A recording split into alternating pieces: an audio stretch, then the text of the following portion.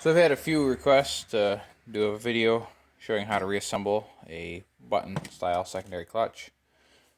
This soft 98 XC600. I've already disassembled it, but what you usually find, your helix will be in there, the spring, and then back side of your helix is usually some spacers.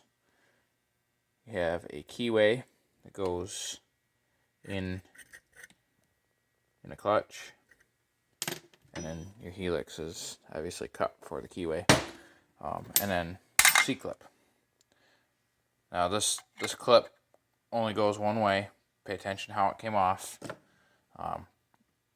If it was working clutch, I guarantee it was on there the right way, because the helix will pop right back off if it's flipped around. So you got this nice little holder. You push your clutch down, chain it, get your snap rings, pop off the snap ring, C-clip, and then let it up slowly. And it's not going to come flying out of there and knock your ass out or anything, but they can come out of there fairly quick. So one of the main things I had trouble with when I first got into doing these is they always said index your sheaves or clack your sheaves, with no explanation of what that was. And they just, threw the spring in there and threw the helix in and put it together. And nobody said what that was, so I was always confused on that. Now, you see down in there, get your hole where your spring sits. Over here is the inner keyway. Now, if we were to you get your holes here. If you were to put this helix in there, your holes are going to be over here. That hole's there. So basically, all it is you rotate the back half of the clutch to line up there. Now, that's not going to be quite perfect, but then you can take your spring, see if I can do this one-handed, helix and your spring. Now this one, it's also something you want to pay attention to when you tear it apart, is where the helix and the spring are set. A lot of them have 4 holes, some have 5. This is a custom ground helix. It was in the middle hole when I took it off. I like how the clutch performs, how the sled performs, so I'm going to keep it in the middle hole. So keep all this together like this. Now we've got a kind of a rough alignment here of our keyway and our spring hole. Now you put the spring in the hole. As you can see, we got a little bit of so we can turn the light on. Hang on here. Oh yeah, there we go. I didn't know I had that feature. As you can see, we got a little bit of offset. So you're going to hold the bottom, spin the top part, which is actually your back sheave, inner sheave, till they line up. Once they line up, slide the keyway, and then make sure you don't want to forget your spacer, and your snap ring goes in.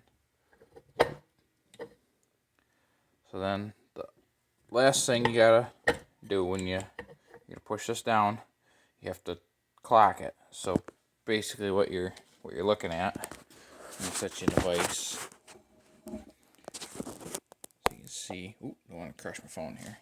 So right now, with everything lined up, the ramp on where the button sits is in front of the helix. So when you push it down a little ways, you get it close, and then you grab this back part of the clutch, and you spin it back until it's on like that. That's when you push it down with the bar, lock it in place, and then assemble it. So I like to get them started before I put the keyway in. Start just a little bit. Just take a couple times when you first start doing it, because the keyway does like to drop down in there, especially if you let go and everything comes flying out. A little pressure on it. I like to hold it with my armpit. Spin the clock against itself. There you go. But spin the sheaves against themselves. Now you'll know when you get it down in far enough. Maybe.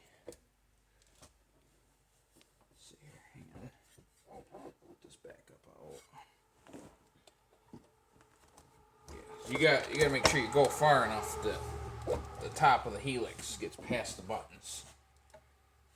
And I have not done that, and now it's gonna come back apart. So if I have to redo it, because I'm gonna lose the keyway before I gonna fall down in. Oh. So the keyway is actually sticking on there.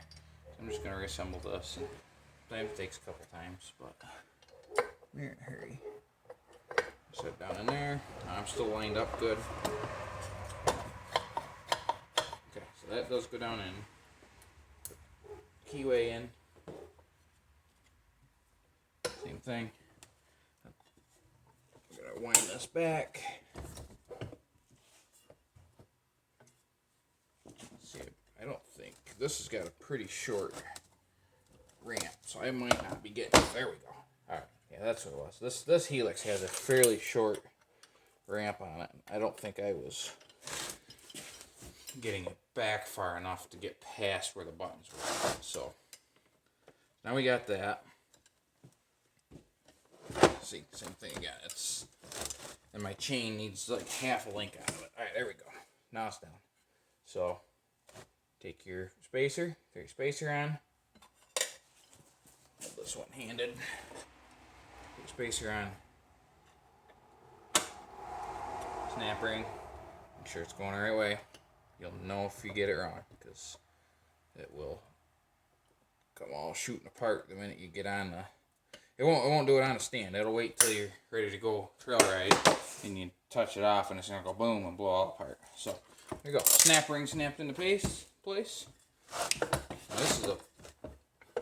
is a really stiff clutch, or spring, I guess. It's set fairly stiff. So the old XC loves it. I mean it's put my 700 to shame a few times.